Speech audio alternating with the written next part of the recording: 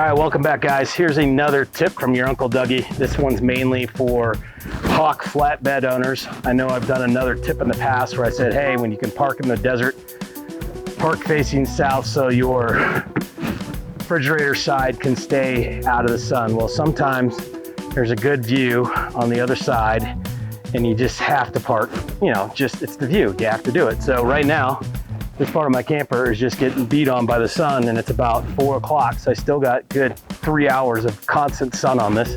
I got my little gauge here. I'm gonna hit that bad boy. Right there is about 112. The black stripe. Thank you, black stripe. Black stripe is 122, okay? This vent right here is for the refrigerator. A little hack that I figured out when I was on the north rim of the Grand Canyon is if you take a towel, you get a couple of these cheap clips from Harbor Freight. You open up your shore power, clip one side of your towel to your shore power,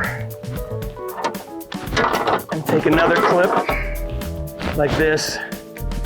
Bring this towel over. Make sure your stool is locked in so you don't eat it, and then you'll be on all the blooper videos. And you come over here and you're gonna have to have your window open. That's the only thing. If you open up your window, flip this side onto the window, and you can come back over here and adjust this side like so, or like so. Either way, that's just on there. Doesn't have to be perfect, just has to be. And then the thing that helps it out is then open up the bottom lid. And this is where your air pulls up in anyway, to pull away the air from your fridge. And put one last clip on here. It's not perfect. And the thing with the clips is if a big breeze will come by, the clips will actually come off. So now I can check that. And that's already gone down just 1 degree. It's already like 116 right there. So I'm gonna let it sit for about 10 minutes and just see how this does on cooling down that wall that's right behind the refrigerator. So then the refrigerator is not battling the heat on the back side of the fridge while it's trying to keep the other side of the inside wall of that fridge cool. So it won't work nearly as hard. So it's a little trick I figured out. Works pretty good. Like I said, it's a little tricky. If it's raining or something like that, then it's cloudy. Guess what? You don't need it. So this is really just for sunny days. I have the shade closed on the window anyway. Fans are pulling air in from a couple of the other windows, and this side is kind of boarded up. So it's a pretty good tip, I think. And like I said, I'll come back out in about 10 minutes and I'll check the temperature. All right, guys, it's been about 10 minutes. I'm going to peek underneath here and take a reading.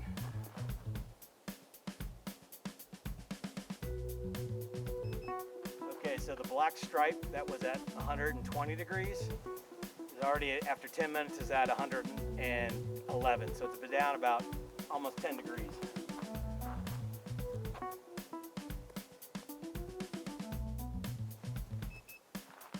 In the gray portion of the camper, just under and above and below the black stripe, is at 106 degrees. So come down about 10 degrees, just shading that section. And again, I'm really just worried about the section that's right where the fridge is. 45 minutes. I'm actually getting a little bit lucky. There's some really super high hazy clouds, so the sun isn't beating down quite as hard. Still, it's throwing a shadow, as you can see. So let me take another reading real quick at the black line in here.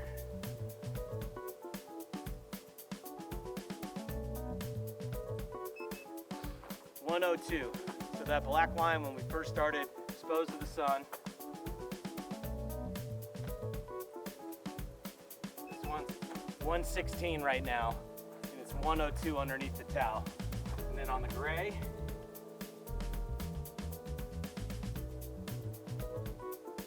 gray's coming in at an even 100 degrees. And then if we hit this gray out here,